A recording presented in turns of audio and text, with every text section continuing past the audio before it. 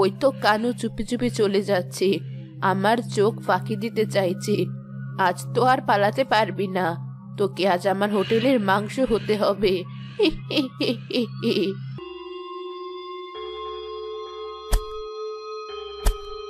কানুর মাংস কাটা শেষ, এবার ওকে আমার মশলা দিয়ে রান্না করার পালা।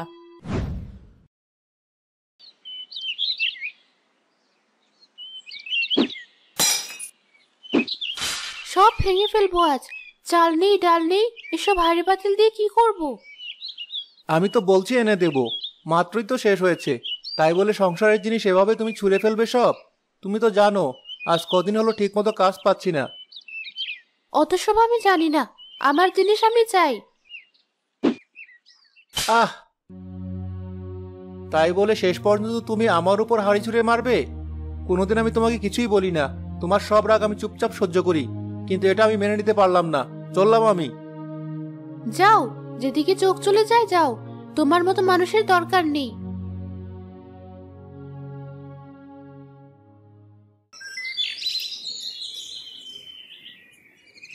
ভাই, ওখানে অমন ভিড় কেন?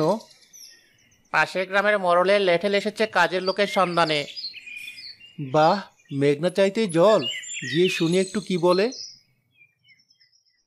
আপনাদের মধ্যে থেকে কেউ যদি রাস্তা সারার কাজ করতে চান তবে সে আমার সাথে যেতে পারেন। আমি আমি করব কাজ, আমাকে সাথে নিয়ে যান। এই রবি, তুই কি পাগল হয়েছিস? জানিস না ওই গ্রামের যে রাস্তার কাজ করবে সেখানে পেতনি আছে, যে মানুষ মেরে রান্না করে? তাই তো ওদের গ্রামে কোনো লোকই কাজ করবে না, সেজন্য আমাদের গ্রামের লোক খুঁজতে এসেছে। যাই হোক, আমি যাব। রোজ রোজ বউয়ের হাতে জাটার বাড়ি খাওয়া থেকে পেত্নির হাতে মরা বেশি সম্মানের। তোর যা ভালো মনে হয় কর, আমার বলা দরকার ছিল তাই তোকে বললাম।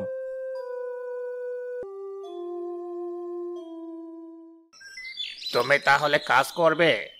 আমাদের কিন্তু আর কোনো লোক নেই, তোমাকে একা একাই করতে হবে। ওখানে তোমাকে থাকার মতো একটি ছোট ঘর করে দেওয়া হবে, আর খাওয়ার ব্যবস্থা তোমার নিজেরই করতে হবে। টাকা নিয়ে চিন্তা করো না, প্রতিদিন 1500 করে টাকা পাবে। ঠিক আছে, থাকি আগে, তারপর না হয় একটা ব্যবস্থা করা যাবে। আজকের মধ্যে আমার থাকার ঘরটা শুধু করে দিন। বেশ, বিকেলের মধ্যে হয়ে যাবে।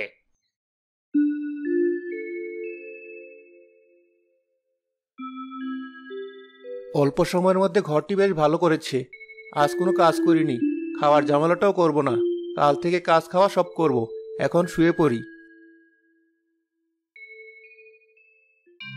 গ্রামে দেখলাম এক নতুন ছোকরা এসেছে, বেচারা আবার না খেয়ে শুয়ে পড়েছে। এই গ্রামে এসেছি আবার না খেয়ে শুয়ে পড়বে? তা কি করে হয়? আগে মাংসের ব্যবস্থা করি, তারপর ওকে খাওয়াবো। ওই তো কানু চুপি চুপি চলে যাচ্ছে, আমার চোখ ফাঁকি দিতে চাইছে। আজ তো আর পালাতে পারবি না, তোকে আজ আমার হোটেলের মাংস হতে হবে।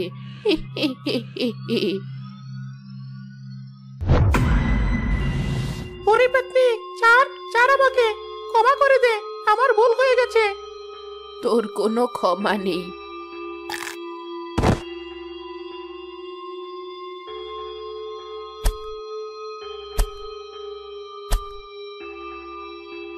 কানুর মাংস কাটা শেষ, এবার ওকে আমার মশলা দিয়ে রান্না করার পালা।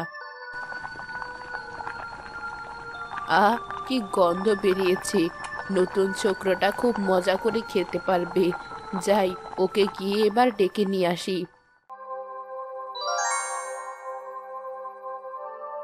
ভাই, আপনি কি ঘুমিয়ে পড়েছেন?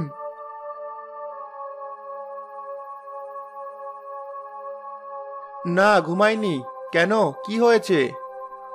মোড়ল আপনার খোঁজ নিতে বললো, আপনি খাওয়া দাওয়া করছেন কিনা। নতুন মানুষ আপনি, কিছুই তো ভালো করে চেনেন না। আসলে কাল টাকা পেয়ে খাবো ভাবছি। তার করতে হবে না, সামনে এক ছোট থুপড়ি আছে, বাইরে থেকে দেখে খুব একটা বোঝা না গেলেও ওটা একটা হোটেল, বুড়ো বুড়ির হোটেল, খুব মজা খাবার। আপনি গিয়ে খান, টাকা এখন না দিলেও চলবে, বলবেন কাল টাকা দেবেন। ঠিক আছে, যাচ্ছি তাহলে আমি। খিদেও লেগেছে ভালোই।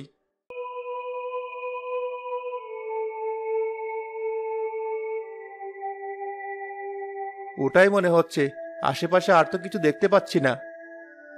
খেতে এসেছো বাবা? হ্যাঁ, কিন্তু আর তো কাউকে দেখতে পাচ্ছি না। আরেকটা কথা, আমার কাছে কিন্তু টাকা নেই। কাল টাকা পেলে তারপর দেব। ঠিক আছে, দিও, কোনো সমস্যা নেই। এসো বসো। দেখো গরম গরম মাংস। এত রাতে এত গরম মাংস? কিন্তু আর লোক নেই কেন? সবাই আগে আগে এসে খেয়ে গেছে। তুমি ওসব নিয়ে ভেবো না, খেয়ে নাও।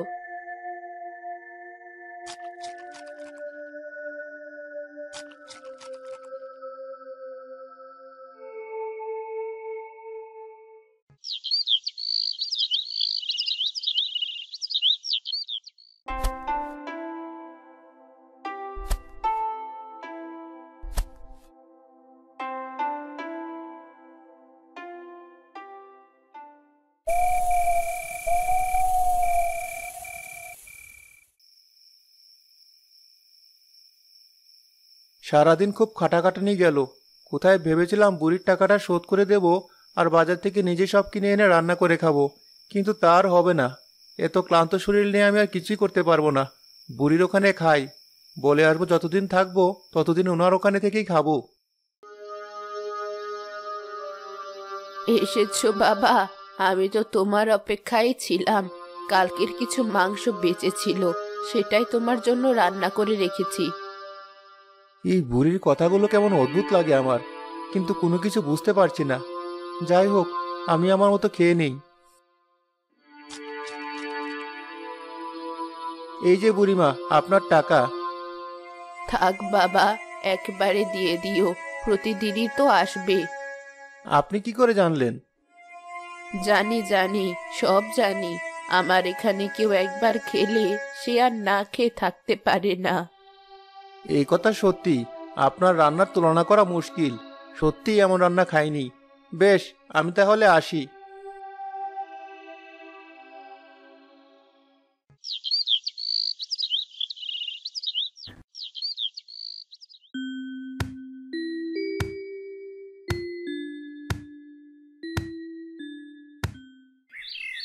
ভাই, আজ কদিন হলো কাজ করছেন, কিন্তু খাচ্ছেন কি?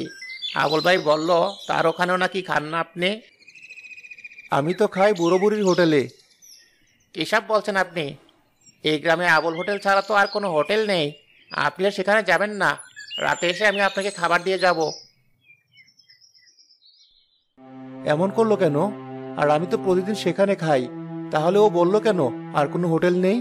আবার বুড়ির হোটেলে আমি ছাড়া আর কাউকে খেতেও তো দেখি না। আজ গিয়ে কথা বলে দেখবো একবার।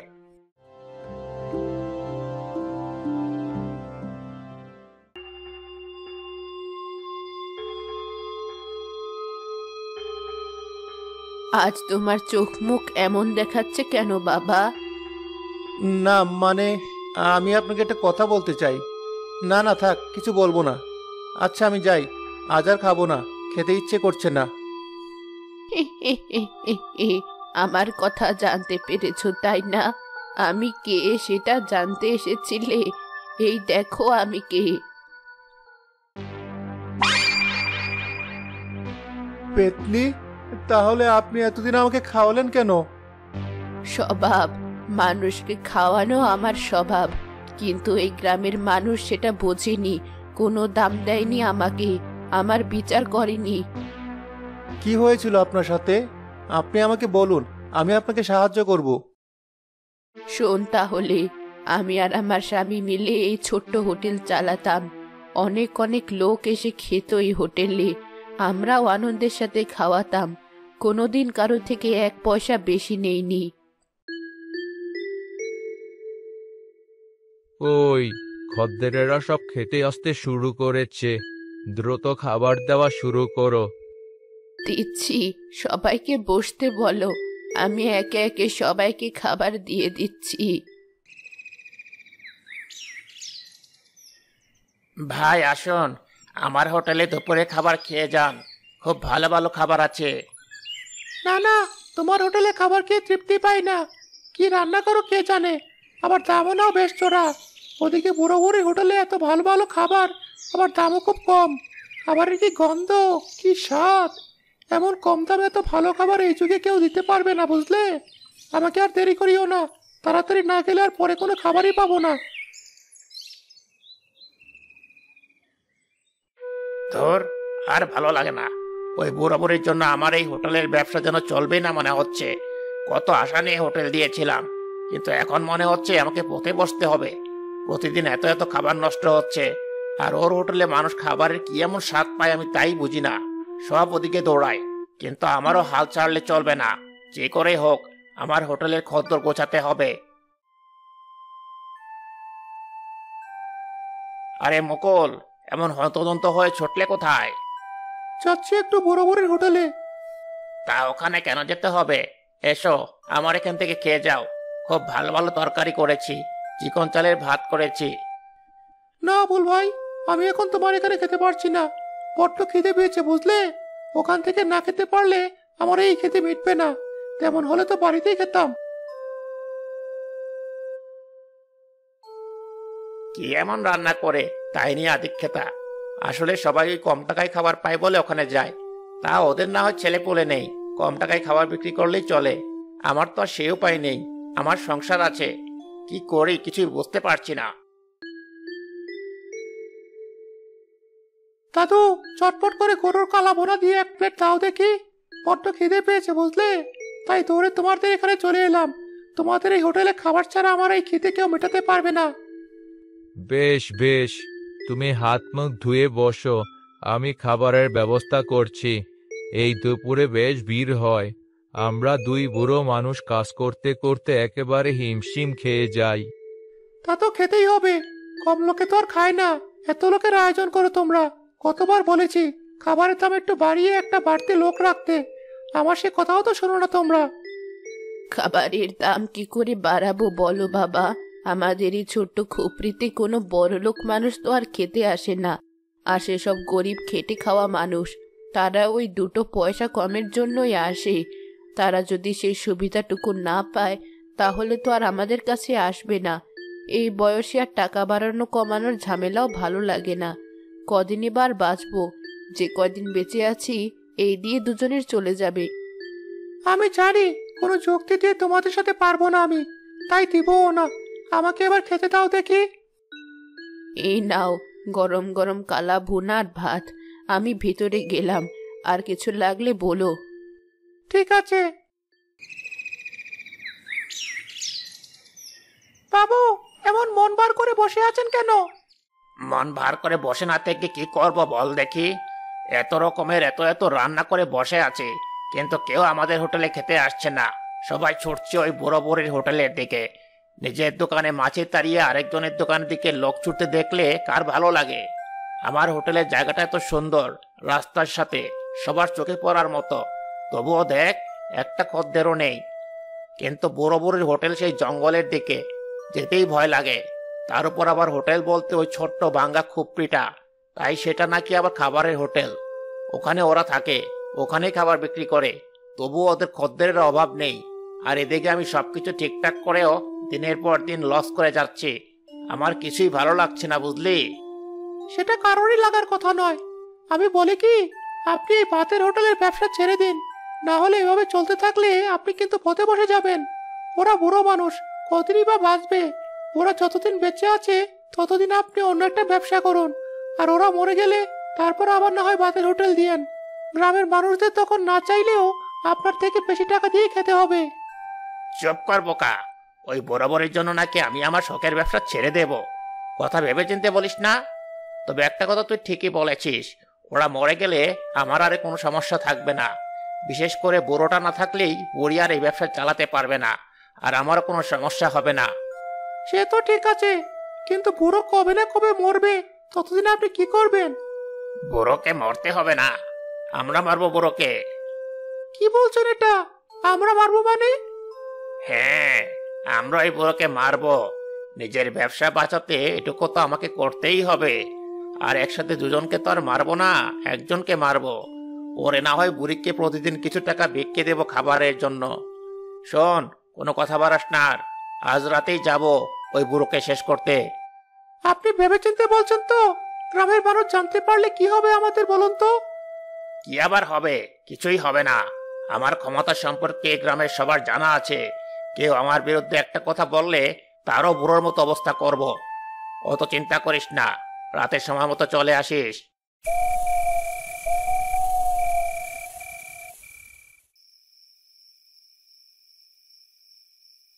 এবার ঘুমিয়ে পড়ো, সারাদিন অনেক খেটেছো।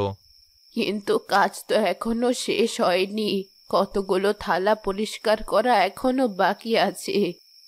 বাকি আছে থাক, তাতে সমস্যা নেই। তুমি এসে ঘুমিয়ে পড়ো, কাল সকালে দুজনে মিলে হাতে হাতে ধুয়ে ফেলবো। না হলে এটা সেটা করতে করতে রাত শেষ হয়ে যাবে, কিন্তু তোমার কাজ হবে না।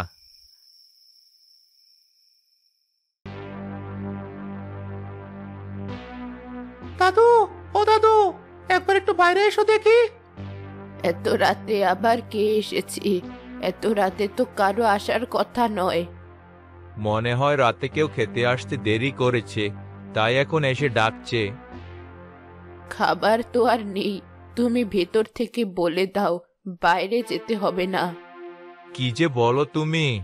খদ্দের মানুষের সাথে আমি কখনো এমন আচরণ করেছি? তুমি শুয়ে থাকো, আমি কথা বলে আসছি। সেই কখন থেকে ডাকছি, তোমার উঠে আসতে এত সময় লাগে? আসলে বুড়ো মানুষ আমি বাবা, উঠতে একটু সময় লাগে। তা বাবা, কি হয়েছে বলো? রাতের খাবার খেতে এসেছো? আরে আবুল, তুমিও নিজের হোটেল রেখে আমার হোটেলে খেতে এসেছো? আমরা খেতে আসিনি বুড়ো, তুই যাতে আর কাউকে খাওয়াতে না পারিস সেই ব্যবস্থা করতে এসেছি। এই, কি বলছো তোমরা এসব? গিন্নি! আ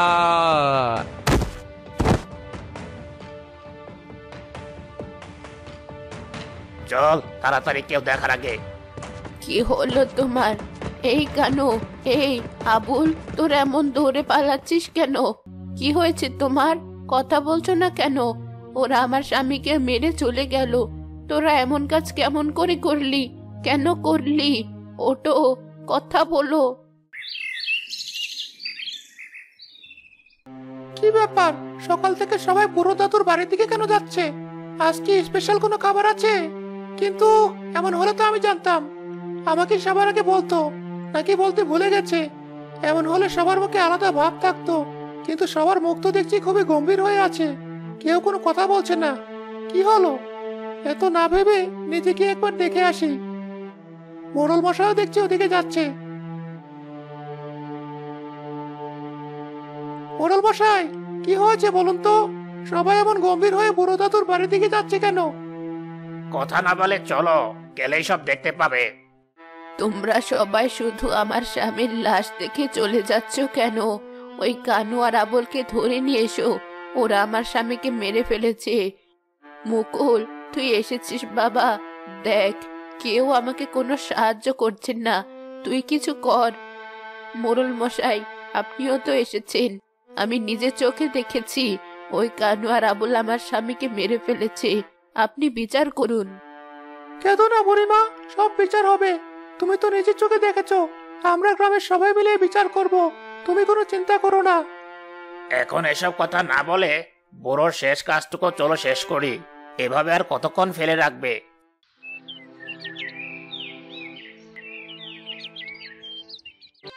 আজ কদিন হলো মোড়লের কাছে ঘুরছি, কিন্তু তিনি আমার স্বামীর বিষয়ে কোনো আগ্রহ দেখাচ্ছেন না। এটা সেটা বলে শুধু সময় পার করছে। আমার একটু মুকুলের সাথে ভালো করে কথা বলতে হবে। আমি আজই গিয়ে ওর সাথে কথা বলবো, আমার স্বামীর বিচার করতেই হবে। দেখেছিস কেন আমাদের ব্যবসা কেমন রমরমিয়ে চলছে?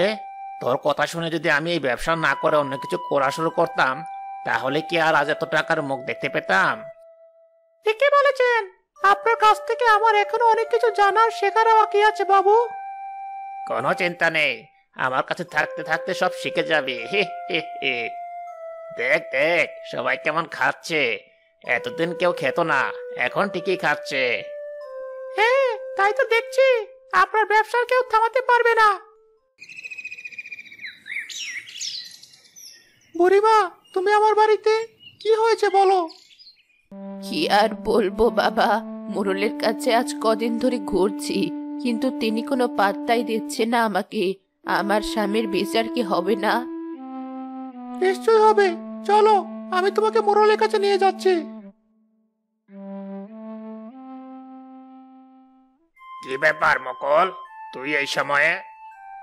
বুড়িমার বিচারের বিষয়ে আপনার সাথে কথা বলতে এলাম। সে আজ কদিন ধরে আপনার পিছন পিছন ঘুরছে বিচারের জন্য, কিন্তু বেচারি আপনার থেকে নাকি কোনো পাত্তা পাচ্ছে না, তাই আজ আমি সাথে করে নিয়ে এলাম। তুমি বুড়িমাকে বাসায় পাঠিয়ে দাও, একটু পর আমি তোমার সাথে কথা বলছি। বুড়িমা, তুমি তাহলে বাড়ি যাও, আমি খবর নিয়ে আসবো তোমার কাছে। ঠিক আছে বাবা, আমি তাহলে যাচ্ছি। এবার শোনো, আমরা যদি এটার কোনো বিচার করতে চাই, তবে ওই আবল আমাদের কাউকেই ছাড়বে না।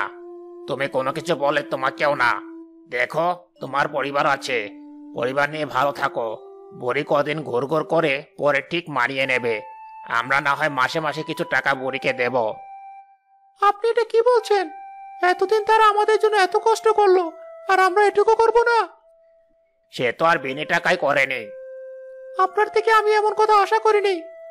তারা খাবারের যে টাকা নিয়েছে তার নাম মাত্র। দেখো, এত কথার দরকার নেই। আমি এই বিষয়ে কিছুই করতে পারবো না। তোমার যদি পরিবারের প্রতি মায়া না থাকে, তবে তুমি করো।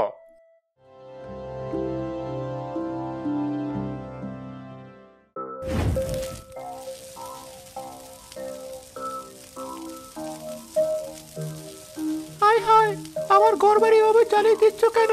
কেন এটা করলে? কাল সকালের মধ্যে গ্রাম ছাড়া না হলে তোদেরও জ্বালিয়ে দেব।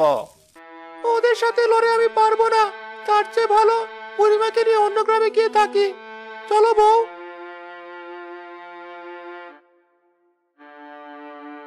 মুকুল বাবা, কোনো গতি হলো? না বুড়িমা, তোমার জন্য কোনো গতি আমি করতে পারিনি। এই গ্রামের সব মানুষ কেমন যেন অমানুষ হয়ে গেছে। তারা তোমার কোনো বিচার করবে না। আমি করতে জোর করছি বলে আমাকে গ্রাম ছাড়তে হচ্ছে। তুমিও চলো আমাদের সাথে। আমার জন্য তোমাকে এত কষ্ট সহ্য করতে হচ্ছে, আমাকে তুমি ক্ষমা করে দাও বাবা। আগে জানলে আমি তোমাকে কিছুই বলতাম না। না না বুড়িমা, আমার কোনো সমস্যা নেই। যে গ্রামের মানুষগুলো এমন, সেখানে না থাকাটাই ভালো। এখন চলো তুমি আমাদের সাথে। এই বয়সে আর কোথাও যাব না বাবা, বুড়োর কবরের পাশেই থেকে যাব। তোমরা চলে যাও, এই হিংস্র মানুষদের সাথে থাকতে হবে না। এত করে বললে তবু বুড়িমা আমাদের সাথে এলো না, শুধু শুধু তার জন্য আমাদের গ্রাম ছাড়া হতে হলো। অমন কথা বলো না। আচ্ছা, বুড়িমার সাথে হয়েছে, কাল তা আমাদের সাথে হতে পারতো। এতটুকু নিরাপত্তার বিচার যেখানে নেই, সেখানে আসলে থাকা যায় না। চলো, আমরা যেখানে যাচ্ছি সেখানে গিয়ে নতুন করে জীবন শুরু করব।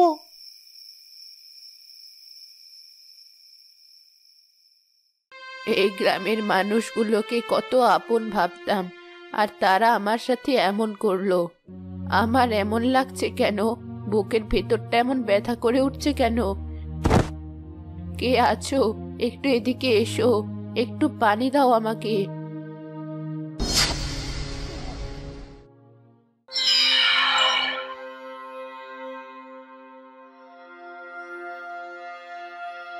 কেউ একটু পানি দিলি না? বেঁচে থাকতে আমি এত মানুষকে খাওয়ালাম, সন্তানের মতো যত্ন করে তোদের খাবার দিয়েছি, আর তোরা কেউ একটিবার আমার কথা চিন্তা করলি না। আমার স্বামীর মৃত্যুর বিচার করলি না। আমার হাত থেকেও তোরা বাঁচবি না। এবার আমার স্বামীর বিচার আমি করব, কাউকে ছাড়বো না আমি।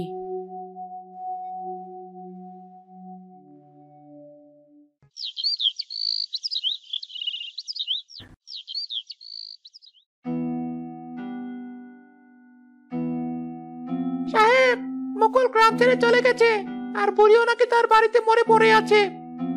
খুব ভালো হয়েছে, পথের কাঁটা সব সরে গেছে।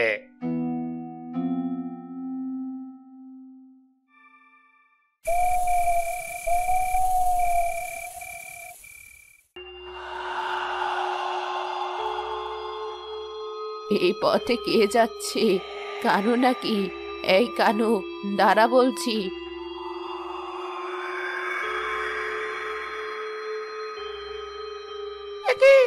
বুড়ি অমন ওপরে ভাসছে কেন? ওরে বাবা রে, এই বুড়ি তো পেতনি হয়ে গেছে। পালাচ্ছিস কোথায়? কোথাও পালাতে পারবি না, দাঁড়া বলছি। কদিন আমার হাত থেকে দৌড়ে পালিয়ে বাঁচতে পারিস, আমি তাই দেখবো।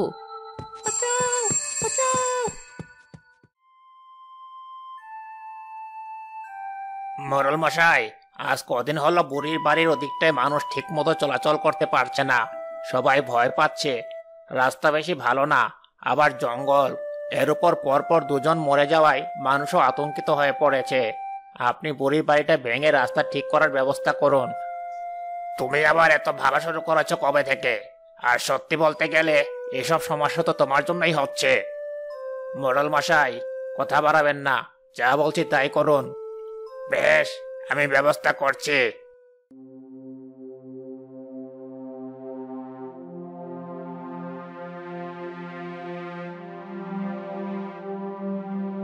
আবুল, অনেক বলেও গ্রামের ওই রাস্তায় কাজ করানোর কাউকে পেলাম না, কেউ কাজ করতে রাজি না।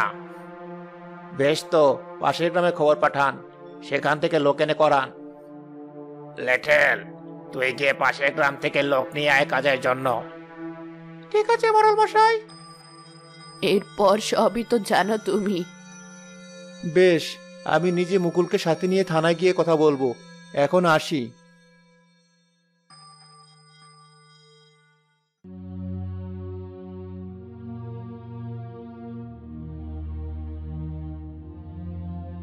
সবই তো শুনলাম আপনাদের কাছে। এবার আমরা নিজেরা দেখব বিষয়টা, প্রমাণ পেলেই তাদের জেলে দেব।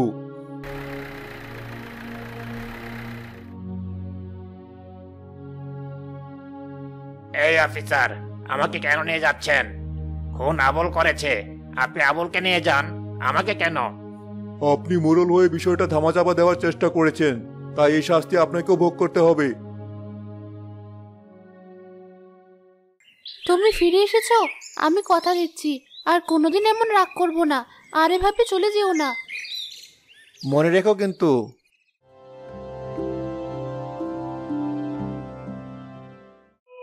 রবি আর মুকুল সেই রাতে একই স্বপ্ন দেখে।